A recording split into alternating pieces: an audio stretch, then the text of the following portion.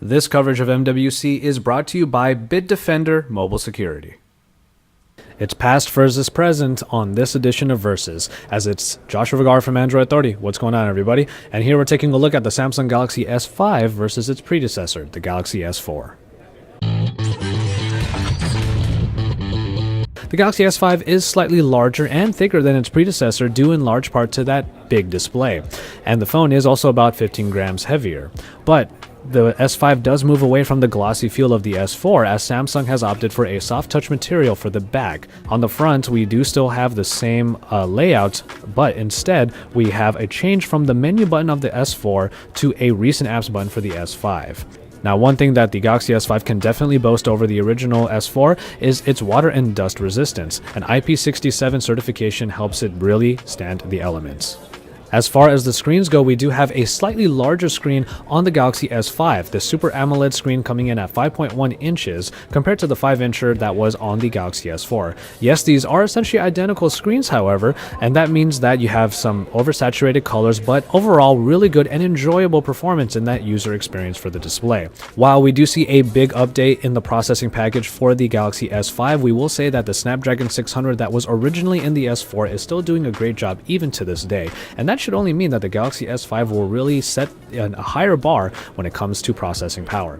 But then when we move on to the hardware department, we will find that the Galaxy S5 does have a slightly larger battery, jumping from the 2600 mAh unit in the S4 to the 2800 mAh unit on the S5. What we will say, however, is that the Snapdragon 805 in theory should be more power frugal, and also Samsung added in quite a few options for power saving. When it comes to the new features, however, everything that came from the S4 does make it to the S5, and then you have the additions of the fingerprint scanner, which is a slide type, and also the heart rate monitor that's found on the back.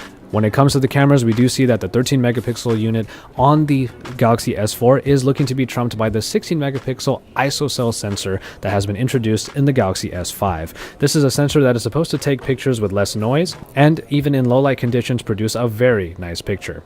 Now, the app on the S5 has also been redone from the S4, touting all of its settings. When you hit the settings button, everything comes up that you'll be able to tweak for good smartphone photography. And in the end, we do see that the S5 is looking to just be a better camera overall compared to the S4. And finally, when it comes to software, we were really hoping that there was going to be a big evolution from the S4 to the S5 when it comes to TouchWiz. Unfortunately, some of the aspects of TouchWiz were changed, but not enough in order to make it really feel like a big difference. The inclusion of a recent apps button on the S5 does allow it to have a little bit more multitasking that is more easily accessible, as you can just jump in and out of apps very easily instead of having to hold the home button in the S4. And finally, the My Magazine UI has been brought to the front and is now a second screen all the way on the left, much like a Google Now in stock Android. So it does change a few of the aspects, but in the end, TouchWiz still pretty much looks like TouchWiz. So if you were expecting a big change between the S4 and S5, you probably didn't get it here. In the end, both of these phones do represent some of the best that Samsung has had to offer, and in terms of the S5, it just continues that tradition. Whether or not all of the new things are going to be useful for you is definitely a question that you can answer for yourself. But the S4 is definitely no slouch, so it doesn't deserve to just be dismissed in this comparison.